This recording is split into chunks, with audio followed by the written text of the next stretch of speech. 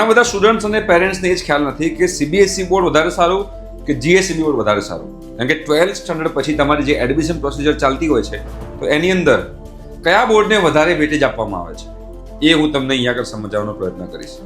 ઘણા લોકોના મગજમાં મિથ્યા છે અને આખી જે તમારી એડમિશન પ્રોસિજર છે અને 12th સ્ટાન્ડર્ડનું study free of cost, 11th સ્ટાન્ડર્ડનું JEE mains, NEET, GUJCET board, એનું તમારે ફ્રી ઓફ કોસ્ટ પ્રિપેરેશન કરવી હોય તો તમે લોકો જાગૃત આવાઝ યુટ્યુબ ચેનલને ફોલો કરી શકો છો. ત્યાં આગળ 15 ઓગસ્ટથી 12th સ્ટાન્ડર્ડ 2026ના લાઈવ સેશન સ્ટાર્ટ થવાના છે. હવે ગુજરાત બોર્ડ સારું કે સીબીએસઈ બોર્ડ સારું? જો બેટા, તમે ગુજરાત બોર્ડથી હો કે તમે સીબીએસઈ બોર્ડથી, બધાની કોમન એડમિશન પ્રોસિજર થાય છે. કોઈ જગ્યાએ કોઈ કોલેજમાં સીબીએસઈની અલગ સીટ્સ હોય કે ગુજરાત બોર્ડની અલગ સીટ્સ હોય એવું હોતું નથી. બધાનો કોમન મેરિટ રેન્ક બને છે. 50% તમારા ગુજકેટના જે પર્સન્ટાઇલ આવ્યા હોય એ અને 50% તમારા બોર્ડના જે પર્સન્ટાઇલ આવ્યા હોય એ બેનો સરવાળો થાય છે. પ્રેક્ટિકલના માર્ક્સ કન્સિડર થતા નથી. ઓનલી એન્ડ ઓનલી થિયરીના માર્ક્સ થાય છે કન્સિડર.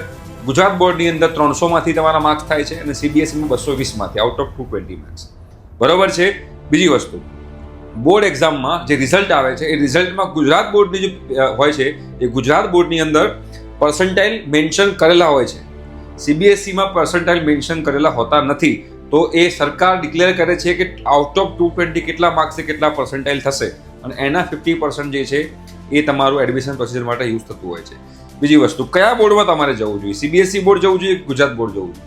જો ગુજરાત બોર્ડ જે છે એ more of MCQ point of વ્યૂથી છે. કેમ કે 100 માર્ક્સની એક્ઝામ હોય તેમાં 50 માર્ક્સ MCQ ના હોય છે અને 50 માર્ક્સ થિયરી ના હોય છે.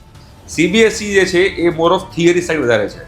જો તમે MCQમાં વધારે સ્ટ્રોંગ હો તો તમે ગુજરાત બોર્ડમાં જાઓ તો તમે વધારે સ્કોર કરી શકો. પણ જો તમારે MCQમાં વીક હો તો તમારે સીબીએસઈ બોર્ડમાં જવું જોઈએ. બિકોઝ સીબીએસઈમાં MCQ હોતા નથી. થિયરી અને એક્ઝામ્પલ પર વધારે ફોકસ કરવામાં આવે છે. બટ એડમિશન પોઈન્ટ ઓફ વ્યૂથી સીબીએસઈની કોઈ અલગ સીટ નથી હોતી, ગુજરાત બોર્ડની કોઈ અલગ સીટ નથી હોતી. બધાની કોમન મેરિટ બને છે અને એના હિસાબે એડમિશન થાય છે. ઠીક છે. Thank you.